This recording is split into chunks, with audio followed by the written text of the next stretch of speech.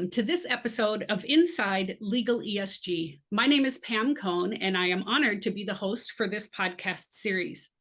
Our guest today is Mark Henriques, partner at the law firm of Womble Dickenson. He's based in Charlotte, North Carolina. Welcome, Mark. We're so happy to have you with us today. Pam, I'm thrilled to be with you and excited to talk with you about ESG issues, and Happy New Year to you.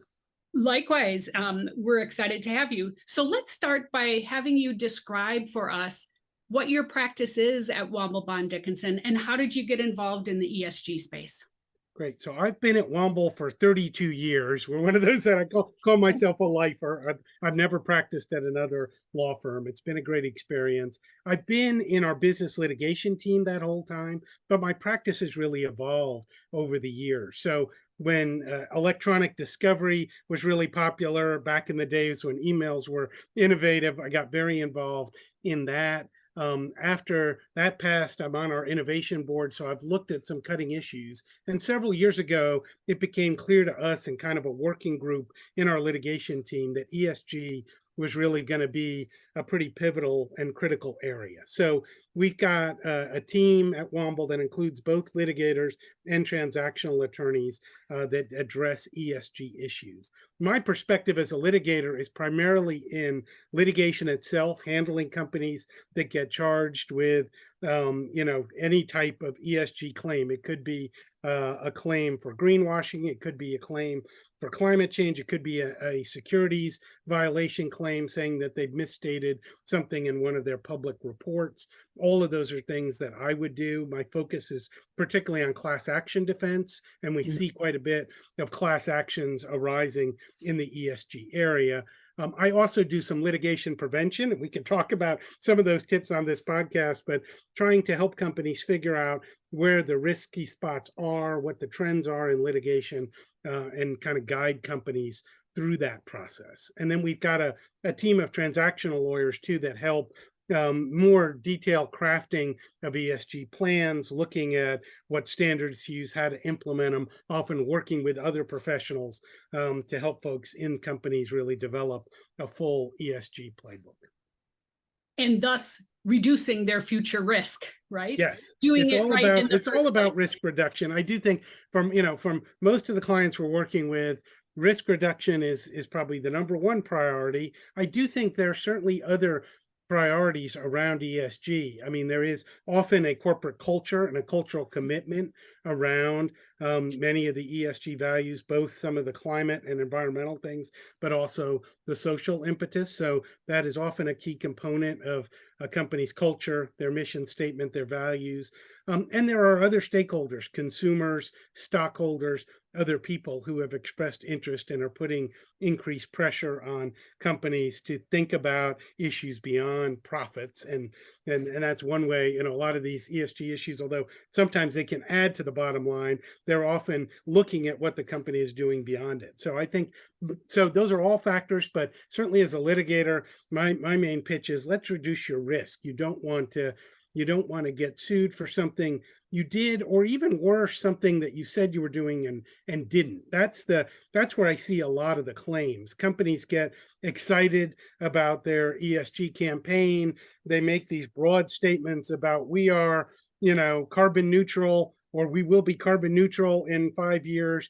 And when there's no way they can get there, they have no plan, they can't make it happen. They're making themselves vulnerable to claims. And those can come from class action consumers saying, hey, we used your allegedly sustainable K-cups. There's a big case against Keurig that got a lot of press where, they claimed the cups were recyclable, but the evidence was over 90% never got recycled. They were very difficult to recycle. And they ended up, having liability there for making those exaggerated claims about recyclability.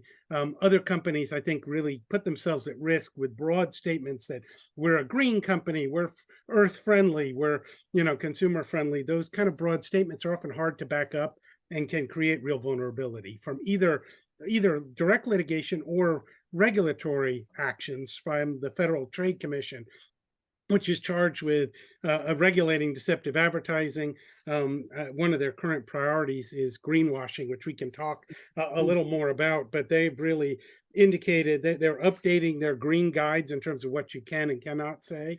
And they are really, the signaling coming out of Washington is they're going to be much more aggressive at policing unsupported claims around sustainability, recyclability, kind of green marketing, carbon zero claims. That's really, that's a priority. And I think, the last thing you want are regulators knocking at your door saying, where's your proof to support Yes, this yeah, claim that your marketing firm came up with, that you're making the earth a greener place. yep. That's a difficult situation. And so you do need to think carefully before you make those claims. And my advice is general, we can dive into specifics, but have claims that are specific and defensible. If you're saying, we're going to increase, how much plastic we recycle by 20%, you've got a plan to do it and some way to actually measure it in pounds of plastic or something else, that's fine. If you've got a good system to measure carbon emissions, and that's not easy to do, but if you've done it and you're going to commit to a reduction or going to publish a reduction, that's fine. I think if you have data support the claims, it's good. It's more these big aspirational broad statements that really put you at risk. Obviously, if you make a specific claim, you've got to have the backup for it, and you need to have that documented and maintained in a way that I, as your litigator, or the FTC as a government, can come and say, hey, show me what supports the claim. But I think if you've done that homework and have it documented, you can make the claims. There can be a lot of value in making the claims, but you have to go through that rigorous process at the front end. You can't be trying to do it after the fact. And I would add to that, have systems in place to be transparent whether you've reached your targets exactly or not, right? Using those same measurements, you have to be honest, even if you haven't reached the targets you set out to reach. So we've touched a little bit on greenwashing, but tell me, what other trends are you seeing in the ESG space, in your practice, with your clients, et cetera? So I see several. There's been a lot of talk at the client level now on, and it's really the S of ESG. And I think you and I, there's been a lot of focus on environmental, but the social goals. And I think the Supreme Court decision in SFFA versus Harvard and UNC, that's the one that outlawed affirmative action, has had dramatic impact on clients and on law firms too. I'm happy to talk to you about the impact where, just as a reminder to our audience, the Supreme Court in pretty broad language said all affirmative action programs are impermissible discrimination under the Constitution. And that has triggered a series of letters, primarily from conservative groups and some attorney generals from conservative states, sending out letters to various companies saying, you've advertised your diversity program, which we think is a form of affirmative action. And if you don't stop those programs, we are going to sue you. Some folks have been sued. I think professional services firms, including law firms and consultants, have been in particular targeted by some of these efforts. So there's a lawsuit now challenging a scholarship program where the scholarship was specified that it had to go to a minority candidate, and there's language in there about what that means, but that's being challenged essentially as a quota because it's arguably not opened to a non-diverse white male 20-year-old who is cisgendered, doesn't fit into any other category. There's a real argument that scholarship's not available, and does that violate the Supreme Court decision in SFFA? I think there's a lot of questions to be answered about what programs are and are not valid, but I think that what I see as a top trend for 2024 is, folks are reevaluating their programs. I think there certainly remains a commitment to diversity in most of these companies, but there's concern about the actual structure to make sure that it's not going to run afoul of the Supreme Court case, that it is not structured, which is really more of a, it wasn't, now the Supreme Court case wasn't a quota set, but it was, each of those systems gave specific weight to diversity. The Supreme Court said you can't do that. You can look at an individual's background, which may be, and the challenges that they faced, and have programs that take that type of thing into account, but it's more specific. And again, those programs were specific scoring for certain racial minorities that the Supreme Court said you can't do that. So I think that that is a on the social matrix, a pretty dramatic shift. And I think in 2020 we saw after George Floyd this huge focus on very broad and progressive and focused efforts on things around DEI and new diversity directors being hired, broad goals and programs being adopted. And I think now there is, I would say not necessarily a pullback from the commitment, but a reanalyzing how the programs are being implemented. Um, and in connection with that, it's and maybe a second trend is really the politicization of a lot of the ESG issues. But for example, in a lot of circles here, and I don't know if this is more of a phenomenon in the South or Mid Atlantic, but even the term DEI has become a much more divisive term. Hmm. I'm in North Carolina. We have a very conservative legislature. They passed, a statute saying they would withhold funding from any state-funded organization that adopted DEI initiatives. So it really became kind of this taboo witch hunt thing of, well, if you're calling it DEI, we don't think that's an appropriate use of state dollars, and we're going to get rid of that. And so the language is changing, even if there's still that commitment to diversity. Is it DEI? Is it some other language that's going to emerge around, promoting a different collection of groups or reflecting the community? I think that's in flux. I've seen some because of the politicization, and I know you're familiar with some of this at the state level. There's been anti ESG legislation either introduced, in some cases adopted, such that ESG itself, that terminology, I think, is under attack in a way that we haven't really seen before. And I don't see that changing in 2024. And I don't know if we are going to end up shifting our language, to talk more about some of the components like climate change and business risks associated with climate change, as opposed to the ESG label. I'll say, from my perspective, I think it's unfortunate because you've taken, a very important area and now turned it into where the first instinct is this is a political Democrat Republican question, when many of these issues in my mind are not so clearly defined. But that's another trend that I see. I think that we're going to see, and it's an election year, so we're going to see more talk of the presidential candidates, and in particular, I think Republican candidates using the ESG and DEI as a symbol of the liberalism they oppose. And so I think we're going to see more polarization around some of the terminology being used. Yep, and I'm absolutely seeing all of what you just discussed. In the ESG space, I just read something this morning where more businesses are starting to refer to it just as responsible business practices. And Yeah, yes, it covers everything that ESG framework historically has covered, but it's not using the words yeah, ESG for just that reason. It's easy to lash out at ESG. It's pretty hard to fight against responsible business practices, right? Because yeah, it's the word. exactly. No, I So think you're the so right. language has Right, it's changed. like many things. It's a labeling game, Yeah, and yeah, and ESG has gone by different labels before, and yeah, it'll go by other labels going forward. I'm with you. I don't think we can't get away from the idea of corporate responsibility and stakeholder accountability and other things. And no one I think we have to do something about the climate change situation is only going to accelerate. And I so these issues aren't going away. yeah, And I think the answer is to keep talking about them, and if we need to use less polarizing labeling, we can yeah. do that, but we still have to talk about how we're going to Yep. address these issues. So And continue progress, and as you just as you were describing on the DE&I space, sort of reshape the program or revisit it, make sure that you're achieving the goals you want to without violating any of the constraints that have put in place, but don't stop making progress. And it's the right. same thing with ESG. Programs have to continue. I don't care what you call it necessarily, but progress has to continue.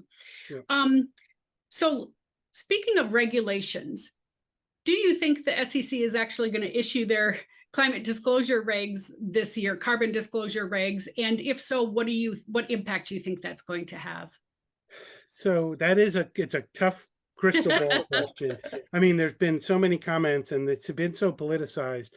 My guess is yes, though. Here's why. It's an election year. And I think for the current administration, there are two factors that weigh into it. One is I do think it is something that they have committed to their base, and it's been a priority for President Biden.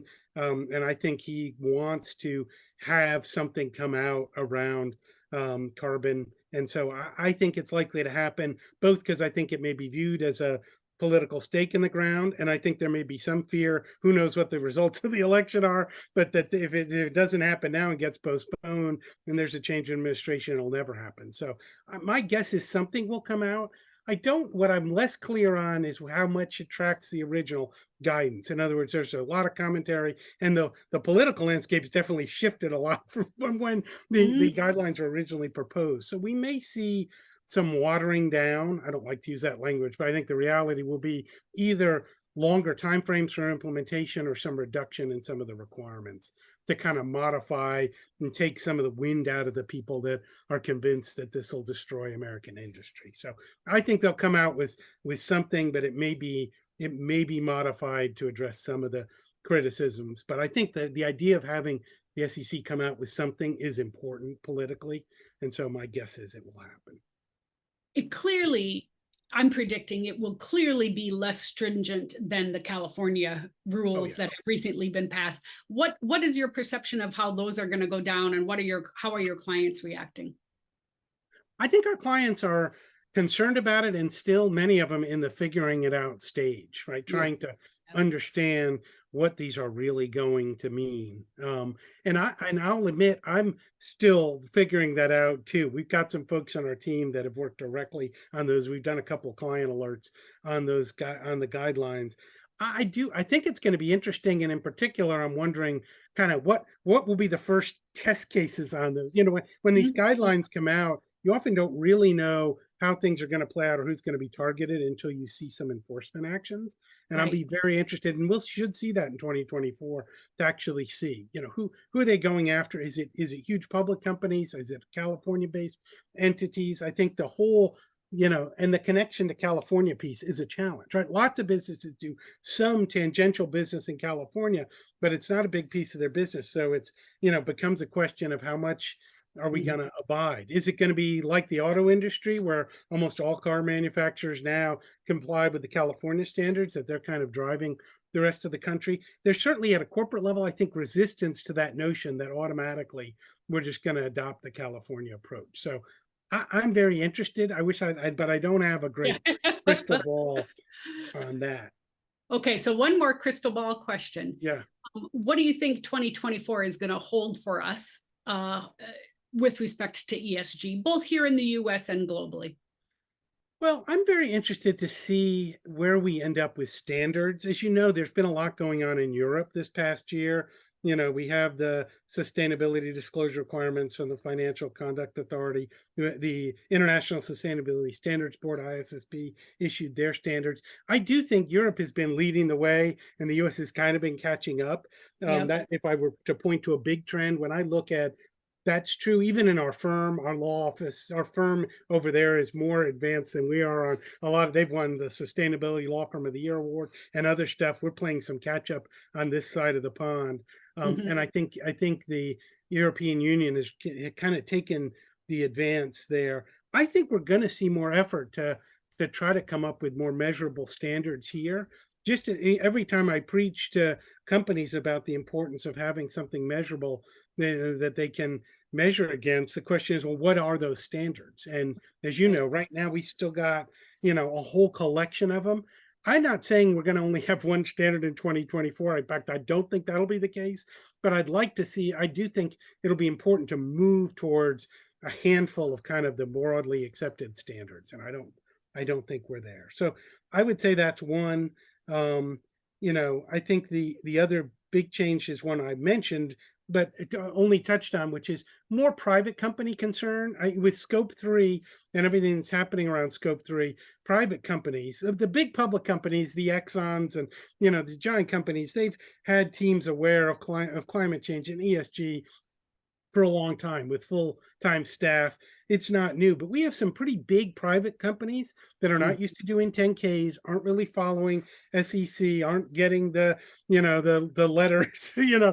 the black letters saying this is key, that are now getting compliance letters from the big company saying we started to measure our scope 3 emissions. Please tell us what you are. And I think that this may be the year that those companies really begin to say, oh, this has an impact. Certainly, if the SEC adopts it, I think there'll be a much more standardized push from public companies to do more reporting, and inevitably, that's going to, with Scope 3, it's going to get more private companies on board. So And that's my other prediction: is it'll be the year private companies actually begin to care. And again, it may be not broadly ESG; it may be more carbon focused, right. ESG around their reporting. But that will be that will when I've talked to private companies about it, it's very eye opening. They've assumed that it's not going to be an issue for them because they don't file public securities filings, and that's not Yep. the And case. I think the same holds true for the California regs.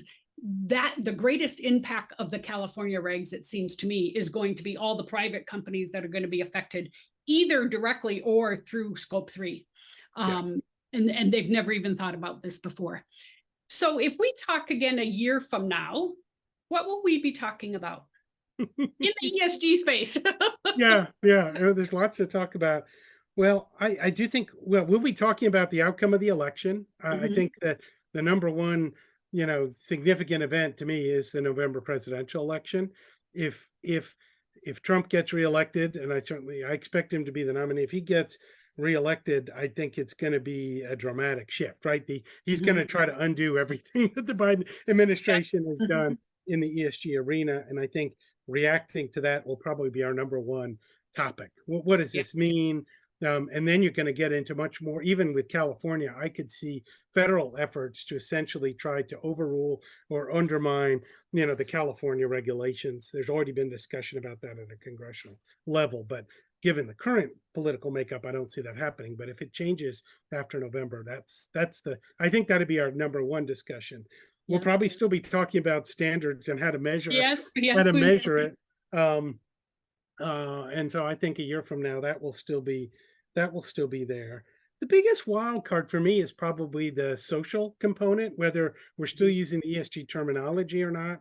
This, that's such a big umbrella, but where will companies stand on some of these policies around, what we're now calling DEI? Will there be new terminology?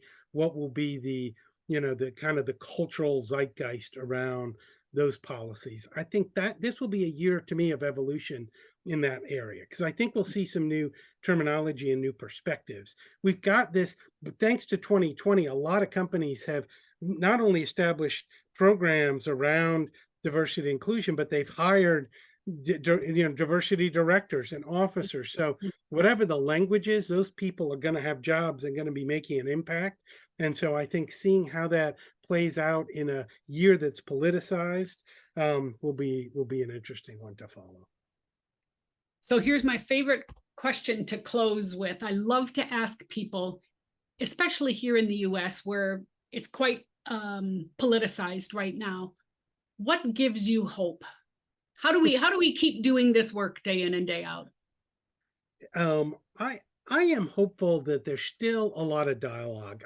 I try to take the reason we're having politicization and controversy is big decisions are controversial and change takes effort. So Mm, it's not easy to change the way we're thinking about big issues. And climate change is certainly in my mind, the biggest issue we're facing as a whole global society. yeah. So there's going to be fighting and resistance and objection to that. That's part of the process.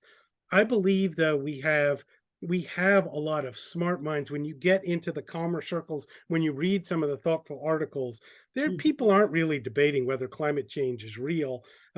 People are just talking about what the best approach is to fix it. I do think there is a will to recognize it, and I do think there's a bipartisan commitment. I don't think it's every Republican is opposed to to addressing these issues. There are simply disagreements on how to do it. So I think, and unfortunately, as the war as our country at least continues to warm up, we just set another world record for the hottest day. 2024 is almost certainly going to be another hottest day ever. I think even people that aren't sure what to do will begin to say we've got to take action. And I do think there's a much higher level of corporate recognition that this is a Mhm. problem. I think, even if we don't have the formal SEC requirement, when you read statements and talk to company executives, they're aware that climate change is real and coming and is something that needs to be addressed. So that gives me hope. I think people are aware of the problem, and we have a lot of creative people working to fix it. So I think we'll get beyond some of the squabbling to a more solution oriented position. I agree with you, and I so hope we're right. So, with that, I want to thank you so much for your time in this very insightful and thoughtful conversation. And I will have you back a year from now and we'll revisit some of these issues. I'd Thank you very enjoy it, much. Pam. Thank you. Okay, take Enjoyed it a care. lot. Thanks. Bye bye.